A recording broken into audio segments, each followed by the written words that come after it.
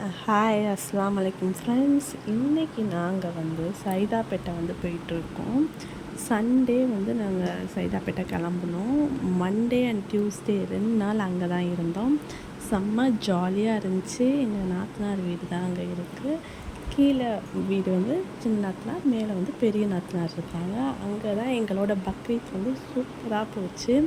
அப்புறம் ஆடு பாப்பா எல்லாம் ஆட்டுக்குட்டியோட விளாட, பின்னாடி அவங்களுக்கு வீட்டுக்கு பின்னாடி ஒரு காலி இடம் மாதிரி இருக்கும். அங்கே பசங்க எல்லாம் விளாட, ஷட்டில் விளாட, எல்லாம் ஒரே ஜாலியாக இருந்துச்சு. பாப்பாவும் நல்லா ஹாப்பியாக இருந்தாள். அதே மாதிரி மறுநாள் பக்ரீத்னால முந்தின நாளே நாங்கள் என்ன பண்ணோன்னா மெஹந்தி எல்லாம் போட்டுக்கிட்டோம். எங்கள் நாத்தனார் மக எங்களுக்கு மெஹந்தி எல்லாம் போட்டுவிட்டா. எல்லாம் சின்ன பிள்ளைய என் பாப்பா கூட போட்டுவிட்டா. அவளும் கொடுத்துக்கிட்டே இருந்தாள். மறுநாள் நாங்கள் தொழுகை கிளம்பிட்டோம். பக்கத்தில் தான் பள்ளிவாசல். அதனால அங்கே போனோம். அங்கே புது பில்டிங் கட்டுறதுனால வேறு ஒரு இடத்துல தொழுகை நடந்துச்சு. லேடிஸ் எல்லாம் நின்று தொழுதோம். அடுத்து தான் நாங்கள் மார்னிங் சாப்பிட்டோம். சாப்பிட்டோம் 10 o'clock ஆகிடுச்சு. சாப்பிட்டு என்ன பூரி, இட்லி, கறி குழம்பு. பெருநாளால் இதான் ஸ்பெஷலு. எப்பயுமே நம்ம வீட்டில் இதான் இருக்கும்.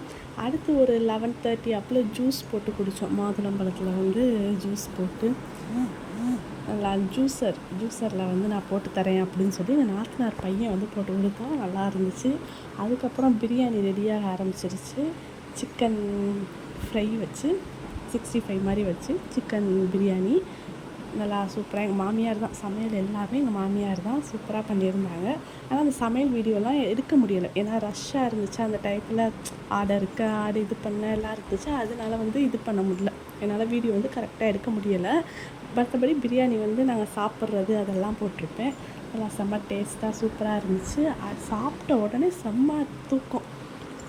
எல்லோரும் தூங்கி எழுந்திரிச்சிட்டு ஈவினிங் ஸ்நாக்ஸ்லாம் சாப்பிட்டு டீ குடிச்சிட்டு கொஞ்சம் ஈவினிங் வெளியே போவோம் அப்படின்னு சொல்லி பிளான் பண்ணியிருந்தோம். நானும் எங்கள் ஹஸ்பண்டும் அடுத்து நாத்தனார் பிள்ளைங்க இவங்க எல்லாம் சேர்ந்து நாங்கள் வெளியே போனோம். மறுநாள் எப்பயும் போல் நார்மல் டே மாதிரி போயிட்டு நாங்கள் ஊருக்கு கிளம்பிட்டோம். எங்கள் வீட்டுக்கு வந்துட்டோம். 2 நாள் போனதே தெரியலை. வரும்போது அப்படியே சோகமாக இருந்துச்சு. ஐயோ அதுக்குள்ளே கிளம்பிட்டோமேடா அப்படின்ட்டு. உங்கள் பக்ரீத் எப்படி போச்சுன்னு கமெண்ட் பண்ணுங்கள்.